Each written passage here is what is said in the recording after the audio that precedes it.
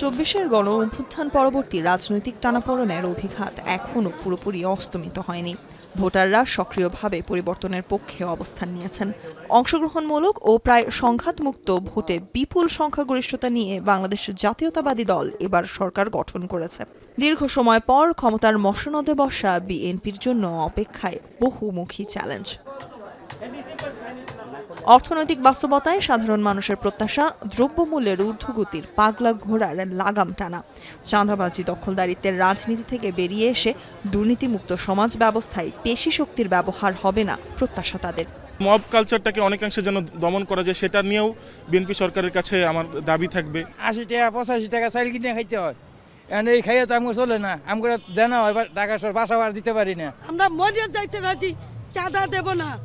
সরকার যদি আমাদের উঠাইয়া দেয় আমরা ভিক্ষা করে খাবো। দাবি হলো দ্রব্যমূল্য নিয়ন্ত্রণ করতে হবে আর সন্ত্রাসী চাঁদাবাজি এটা বন্ধ করতে হবে।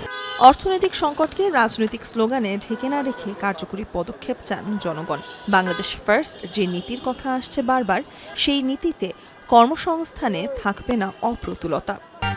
গরমে দাপাদাপি ঘরের চালের স্থায়ী সমাধান আনোয়ার সিমেন্ট শীট। রাষ্ট্র পরিচালনায় নতুন প্রজন্মের আস্থা, অংশগ্রহণ ও সন্তুষ্টির বিষয়টিকে গুরুত্ব দেওয়ার কথা ফুটে ওঠে তরুণদের বক্তব্যে। নতুন সরকারের কাছে তো আপাতত একটাই প্রত্যাশা, যেন মেয়েদের আরো কর্মসংস্থান বাড়ে। কর্মসংস্থানের জন্য বিভিন্ন ইনিশিয়েটিভ নেই, তাহলে অনেক বেটার করতে পারবে। প্রতিহিংসামূলক যে মারামারি হানাহানি এগুলো যদি না হয়, দায়টা জনগণের কাছে থাকে। আমরা যেন এরকমটা মনে না হয়, এই প্রতিশ্রুতিগুলো পরবর্তী নির্বাচনের জন্য প্রতিশ্রুতি হিসেবে না পাই, আমরা যেন তার কর্মফল হিসেবে দেখি। ইতিহাসের পুনরাবৃত্তি চায় না তারুণ্য। পূর্ববর্তী সরকারের আমলে সংঘটিত সকল হত্যাকাণ্ডের বিচার চায় সর্বস্তরের মানুষ। নারীরা চাইলেন নিরাপত্তা, স্বাধীনতা। পাহাড় থেকে সমতল মৌলিক অধিকার নিশ্চিতের দাবি সকলের।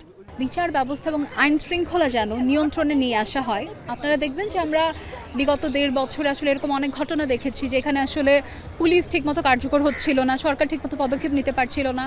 তো আমাদের একটা বেসিক কনসার্ন যে নিরাপত্তার জায়গাটা, এটা নিয়ে যেন সবাই কাজ করেন। সংবিধানের ২৬ থেকে ৪৪ পর্যন্ত যে মৌলিক অধিকারগুলো, আমরা সেগুলো স্বাচ্ছন্দ্যে ভোগ করতে চাই। একজন নাগরিক হিসেবে আমাদের এগুলো অধিকার।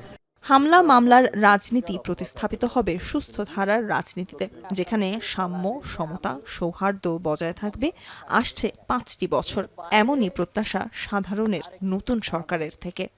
চেয়ারম্যানকে স্বাগত। সুলতানা স্বর্ণা, এখন, ঢাকা।